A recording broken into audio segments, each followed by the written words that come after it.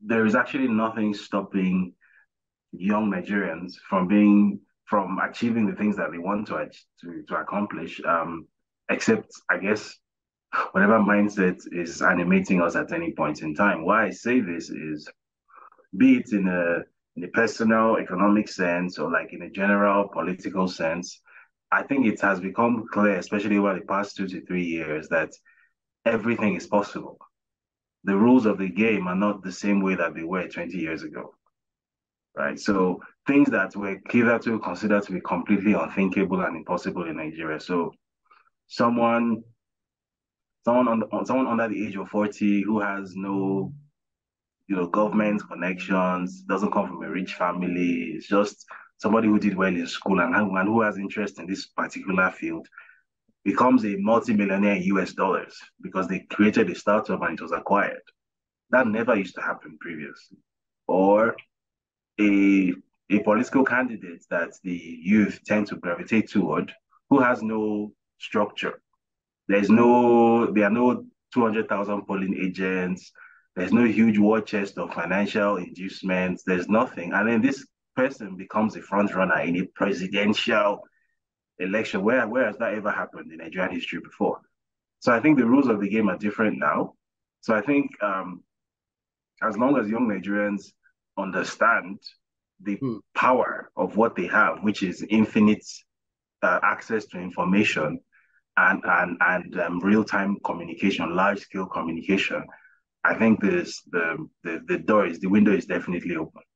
That understanding, is a key word you use there, understanding. I mean, that showcases the value within each Nigerian, because obviously we have technology now to elevate that understanding, and then we have social media to amplify the understanding. Uh, you Yeah. know, I guess this is where, I don't want to say people like you. I would say this is where collectively Nigerians come in to empower ourselves, to Exactly.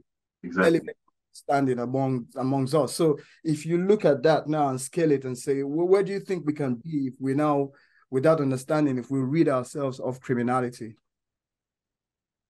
With that understanding, if we're able to get rid, I wouldn't even say rid ourselves of criminality, but if we're able to just get a few basic things in place, Right. right? Because I don't think there's any society in the world, including the UK, which has rid itself of criminality. Criminality is a fact of human existence.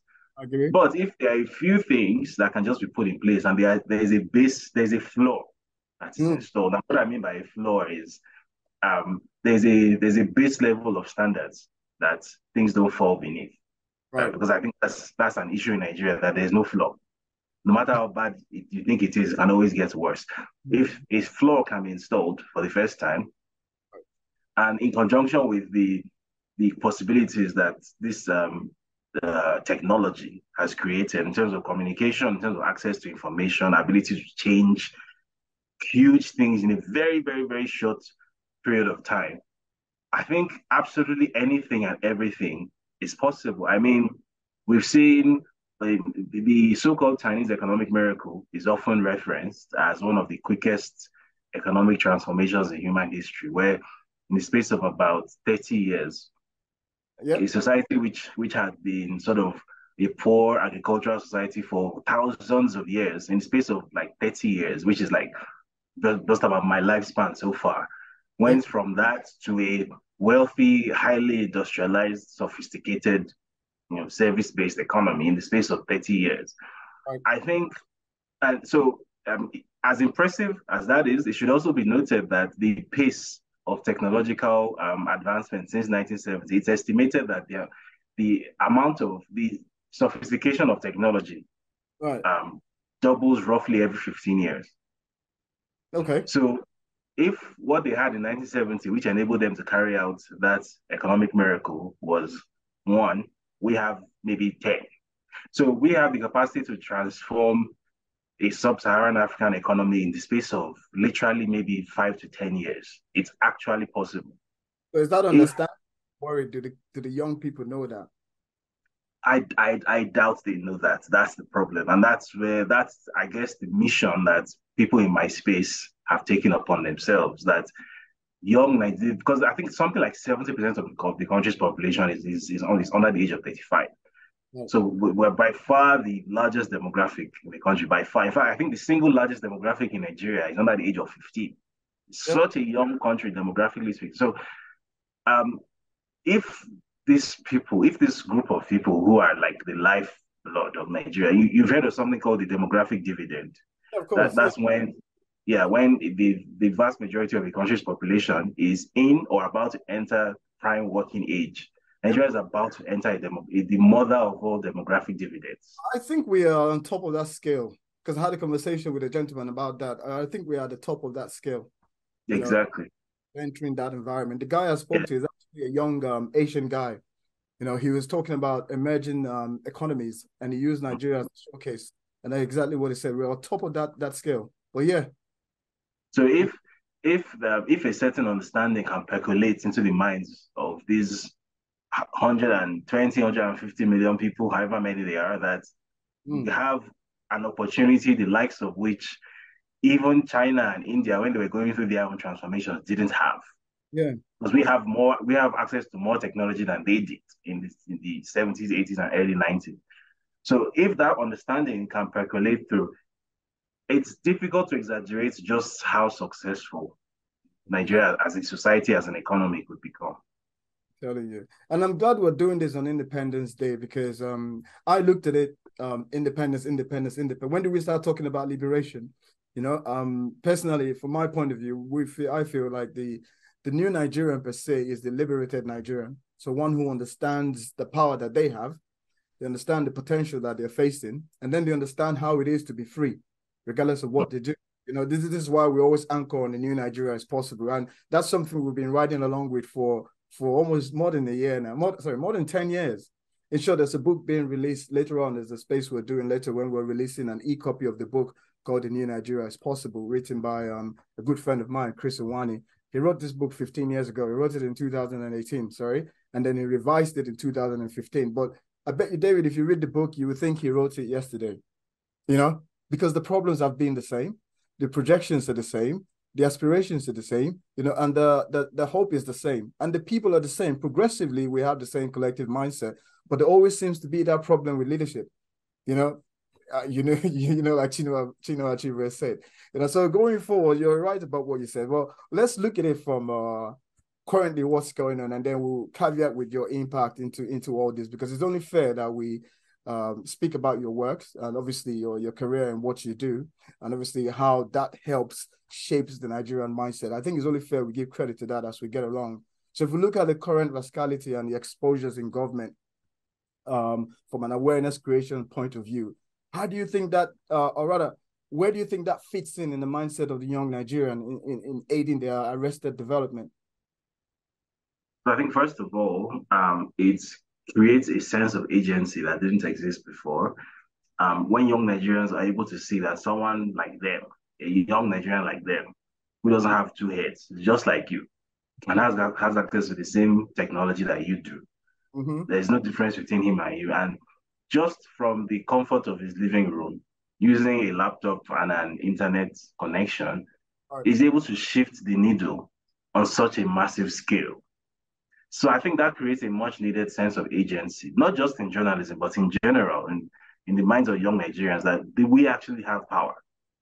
Because I think something that the older generation, or let me be specific, the the powerful bad actors in the older generation, something that they have been very good at doing is inculcating this idea in the younger generation that we are useless, that we don't that, and that even if we have aspirations, we don't really have any power to accomplish anything without. We had a ruler We who, can't do anything. Yeah, we can't do anything without their permission. yeah, yeah, So told it's us, important for Nigerians to see that yeah, you don't need these people's permission. Like, this is the meaning of technological disruption. This is what it means for a society to evolve due to technological advancement. That if you were born in 1900 in, let me say, New York, in the year 1900, and then you fell into a deep sleep and you woke up in the year 1925, you would have seen two completely different worlds that have nothing in common. Because in 1900, the primary, in fact, the only source of land transportation was horse-drawn carriages and buggies and whatnot. By 1925, the automobile was everywhere, and the horse industry was dead. In the Right. space of 25 years, the world changed. So I think something similar is happening here, where even though the older generation doesn't seem to have realized it, the world has changed and it's still changing very rapidly. And I think young Nigerians need to see the impact of some of the things that people like me are doing, because it's not just me. There are people in spaces like mine, spaces adjacent to mine, tech, healthcare. So they can see that actually you don't actually need to, the paradigm of the 1980s doesn't need to apply to you. You don't, if you want to be successful in life, the rules of 1991 don't need to apply to you. There are several ways of killing a cat now. Right now, if you decide that if you just have access to maybe a smartphone and internet, steady internet connection, and you want to change your life with it, you Mm. can spend your time on YouTube learning a skill. Yes. And that skill that you will learn there will land you income that will be more than what somebody that went to 4 years of university, Mm. and maybe studied law or something in Nigeria will be able to pull. Right. So you can literally change your life. I mean, and in a practical sense, I've seen this happen in front of me. Prior to when I went full time into practicing like in investigative journalism, I used to run a copywriting agency, like my own copy. It was called Top Star Content Services, and most of my clients, in fact, all of my clients were sort of Nigeria. foreign clients. Where was that? Sorry, Where this was was that? like 2018. This was in Lagos, Okay. Okay. Cool. and basically I started off from like Upwork and Fiverr, and then my clients. I built up a portfolio, and my clients got bigger, and the money got better, and I was able to hire people. At my peak, I had 5 people on my payroll, and I realized one day. I think the day the light bulb really went off above my head was when I realized that my first job when I came back to Nigeria in 2013, my first job after NYC in 2014, Yeah. I worked at a PR agency, right? When I was on probation, my salary was 40,000 naira a month. After I got confirmed 6 months later, it went up to 159,000 naira a month. And to Right. me, that was wow, that was a lot of money. Like, wow, I've never paid that kind of money before.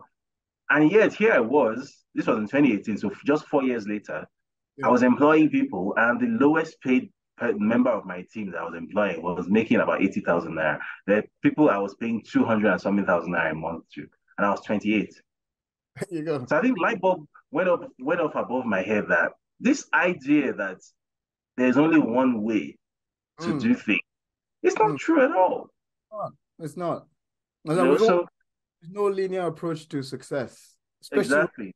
Nigeria. There isn't, you know? And So, technology has democratized everything. yeah. Access to learning, access to skills, education, information, communication. You can, as long as you have an internet-enabled device and an internet connection, you have a chance. It's as simple as that.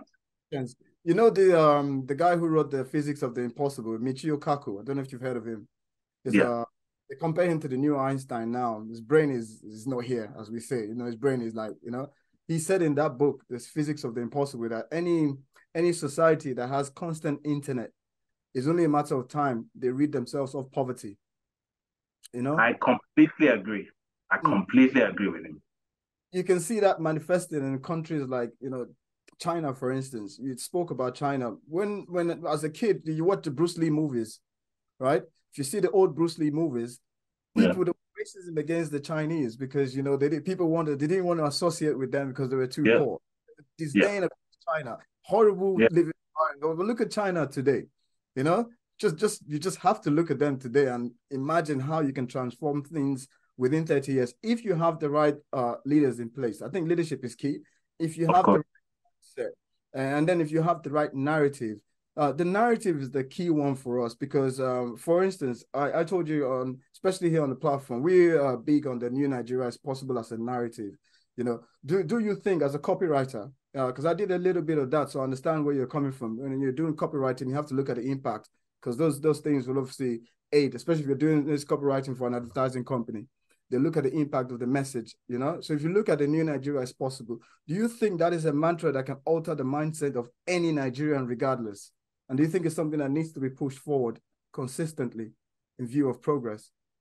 So I think Not the answer to that question is actually quite obvious because I think that particular phrase was actually co-opted. Whether it was deliberate or not, I'm not aware, but that's it was why it's actually co-opted during the political. recent political season. And the Let's not look at candidate it. that I referenced, yeah, the Yeah. candidate that I referenced, who was considered to be a rank outsider, had no chance, he's not going to get 100,000 votes, blah blah blah, who ended up becoming a global phenomenon where even according to the so-called official numbers, even according to those so-called official numbers, somebody that was not expected to do anything, Right. but like God supposedly, according to the official numbers, I believe he did a lot better than that. But according to the official numbers, got about 6 million votes. Yep. That is insane. And that person's campaign, whether deliberately or not, I'm not aware, but actually co-opted that exact phrase, "A new Nigeria is possible." You're right. So, I mean, clearly it had an impact. However, the caveat to that is Right. it's not the phrasing alone. Yes. Because I think there were things that people saw that made the phrasing believable. Thank you. Because I think if you have a Kasim Shetima who comes out tomorrow and says a new Nigeria is possible, I'm not sure it will have the same impact. It I wouldn't. think it needs to be believable.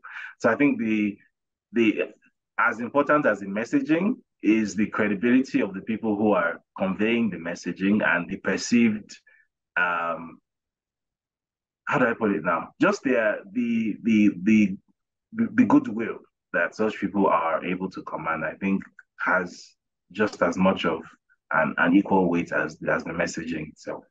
Yeah, well, I mean, you're right. I mean, when we started, I said when we were saying like this in the voice, the voice of the person saying that means a lot. The character says a lot. But when it's coming from a collective of people who actually want specific levels of change, it's easy to now see the vision associated with such a phrase. Now, Yeah, the reason I'm saying that is because if you look at throughout history, most countries who go through certain change always have a fixed narrative that they would roll out to the mindset of the people. Obama came with the "Yes, you can" narrative. What's his name? Trump came out with a "Make America Great Again." And they always have this kind of key narrative that they use as a paradigm shift to let the people know about possibilities, about what to come. I feel we haven't locked into it yet because I think you're referring to Peter Obi, obviously. Any tweet he makes that is relevant, he always puts that in there somehow. He says it in there about this new Nigeria, that. So my thing has always been, why are the agencies, the creatives, why are we not running away with this? The journalists, why are we not running away with this in view of alignment? But I think that's a subject matter we can discuss going forward. But that leads us to, ongoing question about journalism now, can you tell us why you feel journalism is vital to the progress of Nigeria? I think it ties into what I've just been saying about access to information because at its core, that's the point of journalism. It's to give people access to important information, useful information. Yeah. For most of Nigeria's post-independence history, Right. people's access to information has been heavily controlled, redacted, or colored and influenced by those who are in power. So if it is not in the interests of those who are in power for Nigerians to be illuminated, Nigerians will not be illuminated because it will make sure that the information that Nigerians are given access to is defective, it's faulty. So I mean, I was speaking to Rufai Hosseini the other day, and he mentioned that because obviously he's friends with a lot of people from the old school journalism cadre. And he mentioned that back in the day, it was a very normal thing when you are running production for the next day, the prints run for the next day. Right. The then military government would send, they had people, soldiers who would come to your newsroom and vet your newspaper for you. Yep. So you had your own editor, then the government had its editor that it would send to you to your newsroom. Right. So all the information people were getting was government approved in propaganda, basically. Almost the same now, though, isn't it? Yeah, I mean, it's different now. Now it's not forced. Now the tactic is a bit different. Instead of pointing a gun at you, they simply use money this time. So the term golden handcuffs Brilliant. comes into here, yeah. Because as I'm always keen to point out to people, many people think that the Nigerian media industry is held up by advertising revenue from maybe banks or telecom. No, it's Mm. government is the main ad spender in Nigerian media by a Right. very long distance as well. So just as a media proprietor, the government isn't going to have to tell you, don't cover this, don't no. You by yourself, you will self-censor. I mean, we're seeing evidence of this in real time. As we're talking right now, there's a whole conversation now. A Yep. ruling was given a few hours ago, which Yep. is probably one of the most important rulings in Nigeria's entire political history, Yep. giving access to Okay. Bola Tinubu's supposed academic records at Chicago State University Yep. to Atiku Abubakar. Yep. And as I speak right now, I've counted two mainstream platforms that have reported it. Two. Yeah. Yeah. One of them, People's Gazette, which again it's kind of closer to me than to mainstream. They're kind of independent because they're Yeah. not their money doesn't come from the Nigerian government. And then a few minutes ago, I think Punch Yeah. gave it like a very okay. So let it not be like we did not cover it. We just give it like one 3 paragraph treatment Yeah. and and so all those your channels, TV, the cable, none of them have reported. No. One of the most important stories. Another example, the FBI file, Tinubu's FBI file of 2,500 pages, which is due to be made public starting from this month. Yeah. As we speak, it's only the People's Gazette that cover that story as we speak.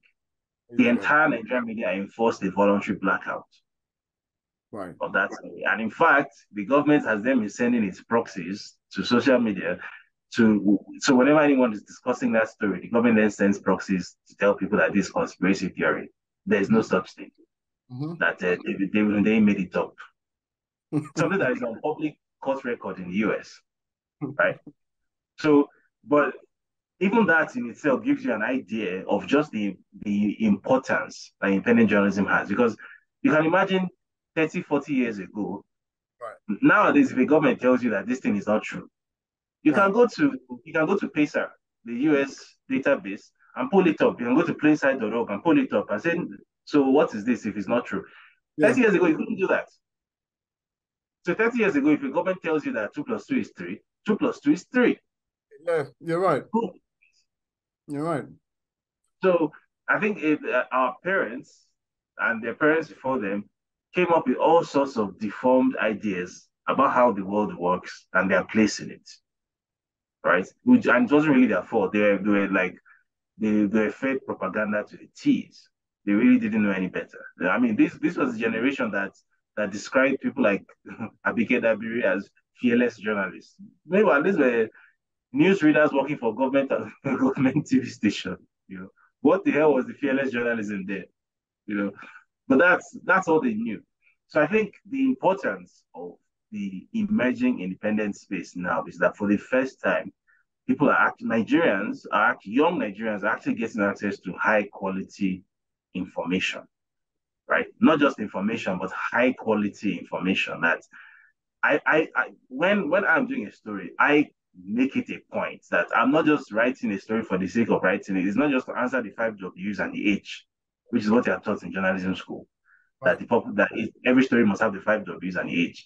It's not just to do that. I'm What's also 5 W's and H? so who, what, where, when, and how. Yeah. Right? Just, yeah. As against just answering those questions, I'm also trying to give you important context, right? Right. Because sometimes context is as important as what you are reporting. So if and this is something that Nigerian media also does a lot, which is part of the same government propaganda effort. That when the government is trying to ensure that an important piece of information is not disclosed to the public, sometimes the tactic for doing that is to misreport it. So the government will not black it out, and they won't lean on anybody to not report it. But Right. instead, the tactic will be that report it devoid of context. So, for example, let's say this ongoing Chicago State University issue with article. Right. If you've been following the coverage by platforms like The Nation, which is obviously owned by Tinubu, if you've been following their coverage of the issue, you would have no idea what is actually happening. That's the problem. Because according to that coverage, which, by the way, a lot of people still read, because there's still a large number of Nigerians, especially in the older generation, who don't use the internet to access news. They read French newspapers alone. Mm. So according to the coverage on The Nation, it's just one meddlesome interloper trying to cause trouble in the US. And the issue has already been sorted out. The university has already ended it. It's just article trying to be a troublemaker. Meanwhile, that's not even close to Yeah, that's not what is remotely happening. So if you then meet one of these people who has read the coverage in that traditional media and you talk about this issue, they will think they are informed. right. And meanwhile, what they're saying is a pile of rubbish. They have no idea what they're talking about. They've never read the court documents. They don't. So when I am doing a story, what I'm trying to do is not just report five W's and H and throw it at you Mhm. without devoid of context. I'm also Mhm. giving you historical background. I'm giving you reference material. There's a link in there. I even make it easy for you. In addition to putting the link, I'll even take screenshots of the material and put it there. I think you Slap it. institutionalize what you do. You institutionalize it. You make people want to go and study more. So the value is amplified in what you do. That's why people look at you different, to be honest. Like we said when we started the conversation, I don't really, let's not go into, all these good stories you've done because they have to now know what you bring to the table as an individual, and which is what you just highlighted there. Not a lot of people do that because you can go out there and say, let's put out stories and make a lot of money from it, without putting the right substance in there. You can't. It's easy for you to do that now on this level. But when you still take your time in, there was one space you were in that I was listening to, and it was about the articles you wrote about the plane. The issue with those two articles what are they? I can't remember the two articles you released, right? When you were doing Nigerian. I think you got a bit ticked off because people had not read it and they were Yeah. coming to ask questions. And then you were constantly telling people, look, if you haven't read this thing, there's no point in having this conversation with you because you have to go and understand the value in that article so that we can expand it. I was really impressed because it showed so much that you cared more about people understanding the impact of what you've done. The prowess they can get from really understanding information and how it can benefit them in terms of changing society. A lot of people Exactly. don't get that. It's not A lot of not people get. being done for your entertainment. It's being done for your education. Thank you. It's being That's the done for you. That's the purpose of it.